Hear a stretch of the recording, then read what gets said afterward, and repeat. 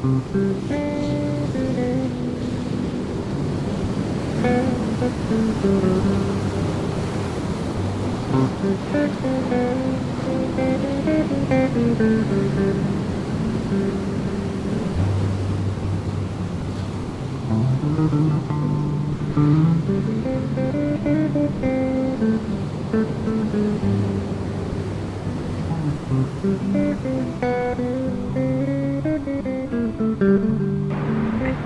feel like I look strong. I don't know. You guys tell me.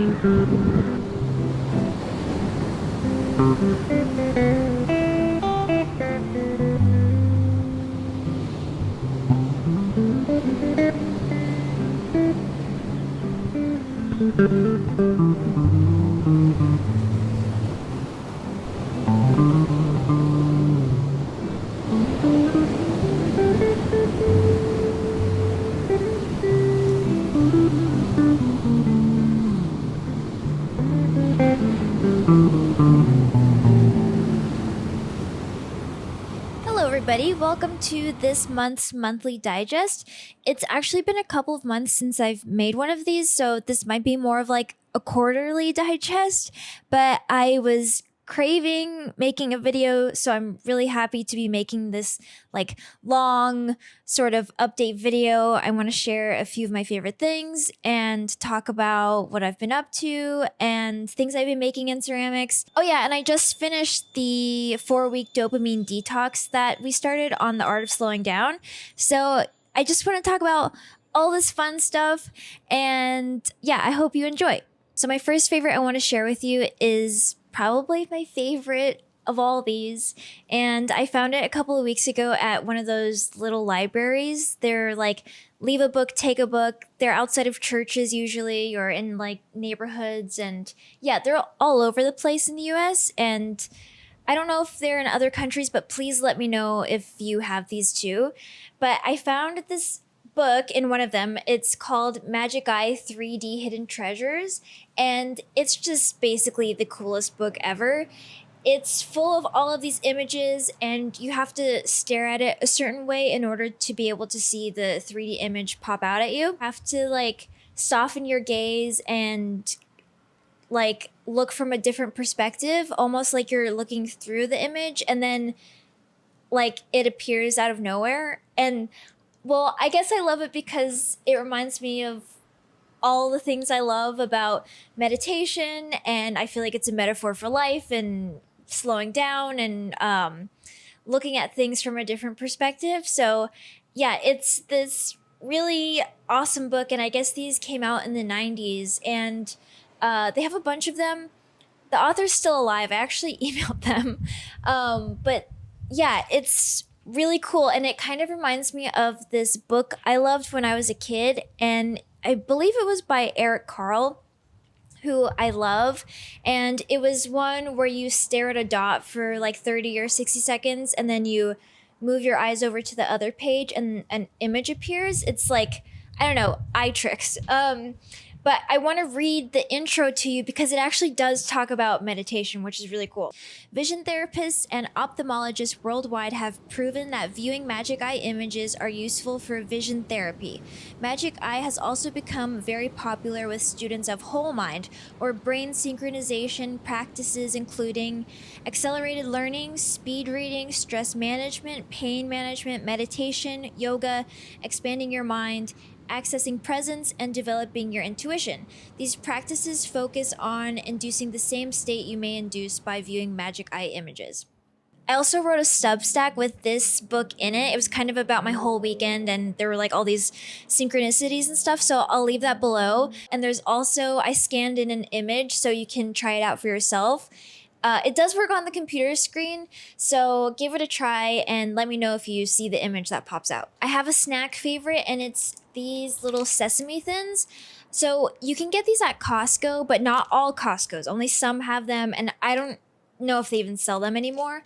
But during Christmas, my parents, they got me such thoughtful gifts, and one of them was a little like snack box or like snack bag or something. They just had all of these vegan snacks in it, and like, you guys, This is such a good gift idea if you have a vegan in your life. So this was in one of the boxes and they were so yummy. And then I found out you could get these at Costco. And yeah, they're like just they're like subtly sweet. They're really crunchy. It comes with 4 of them, and these have been saving me at the studio because when I go to the ceramic studio, I try to go for like 5 hours, you know, or at least 3. But I'm usually there for a big chunk of time, and I used to forget to bring food, and now I don't forget. So I'll bring fruit, I'll bring water, and then I might toss one of these in my bag just so I have something to, yeah, because once I get hungry, I need to leave the studio, and it's like a pain. So I have to remember to snack. And anyway, these are a really fun vegan snack. Even if you're not vegan, you would probably like these too. They've just come in really handy at the studio. And like I said, if you can find them at Costco, they come in this really big box so you can get a bunch of them. Okay, so I was actually sent this red lipstick by Hourglass. They sent me their PR package when this came out like a month or 2 ago.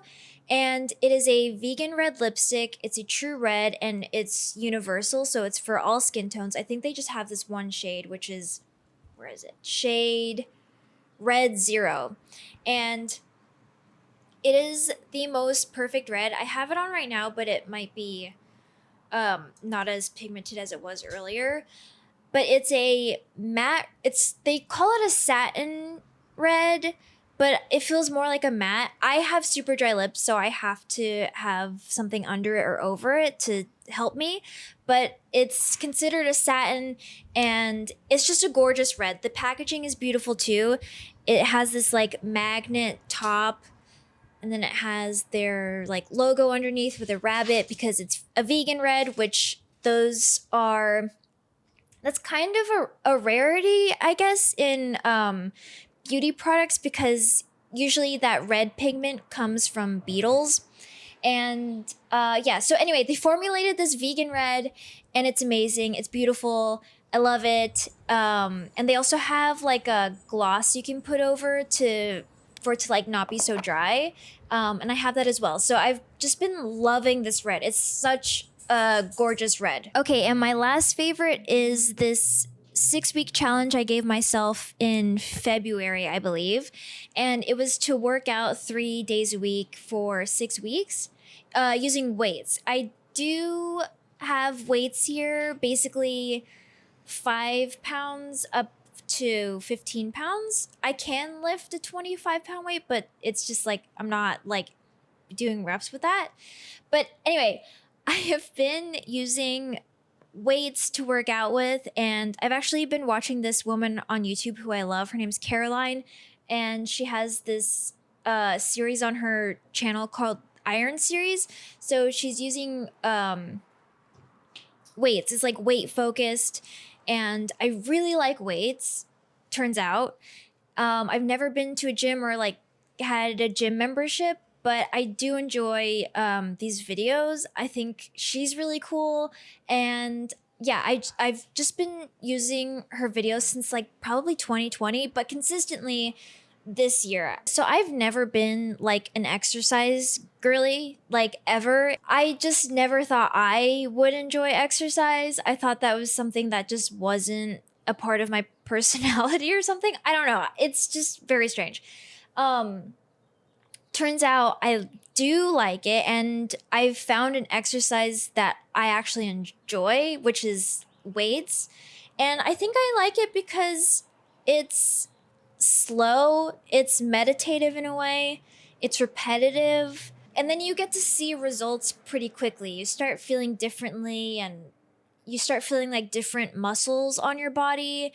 Like I've been doing tons of squats and lunges, and I can feel like muscles that I've never felt before, and my arms feel stronger, and it feels really, really good. And I find myself actually looking forward to it. And it is something that I do want to keep up with. And I'm glad I chunked it down to this like 6-week challenge for myself because I love a challenge.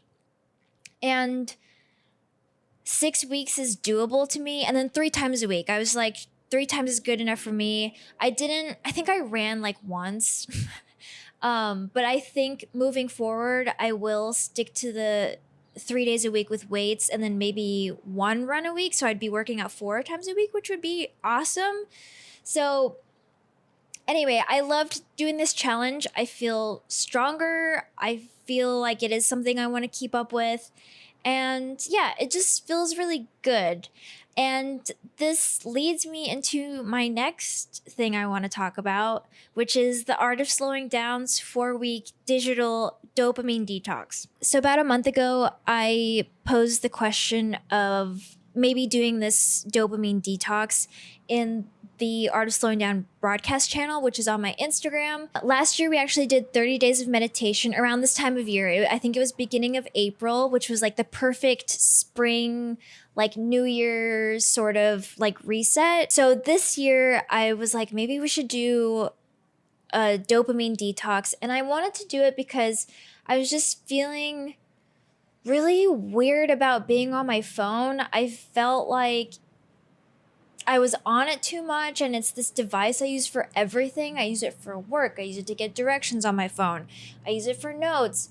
I use it to watch YouTube videos. I use it to listen to music. It's like, I don't know. I just felt like I needed a little break or a little space from it. And I'm really good about not being on my phone. I don't like being on my phone, but I wanted to be intentional about it. And so anyway, we all agreed on 4 weeks, and so we met up on Substack on the chat. And every week we met up and we talked about what it was bringing up, what we were learning, like what we were doing instead of being on our phones. So the reason why we did this was to just quiet any outside noise and take back our creative energy, because I just feel like a lot of us feel so tied to these apps. And I guess I wanted to give myself and others permission to just step away for a second and see how that felt instead. I feel like the first week I still felt like I needed to be on Instagram and YouTube and all that stuff, and felt like I was still consuming a lot. And by the second week, I was like, okay, I need to just give myself this opportunity to silence any outside distractions. And then third week, I was like, okay, let's experiment. And so I tried posting from the computer as opposed to the phone. And yeah, by the end of the 4 weeks, I just had this epiphany, and I was like, oh my gosh, I just need to come back to YouTube. And so I'm really excited, and I feel like when I was making videos like for 30 days, when I would make a lot of videos at once, I was doing that to kickstart my creativity. But afterwards, I always felt so exhausted. It was like I exerted all this energy, all this creativity, and I just really needed to rest afterwards. And so I think being on YouTube consistently will make me a better filmmaker, a better editor. I'm learning about all this equipment all over again, which is awesome, like the microphones and audio and all that stuff. And so the 4-week dopamine challenge was awesome. I had guilt-free phone time, which was so nice.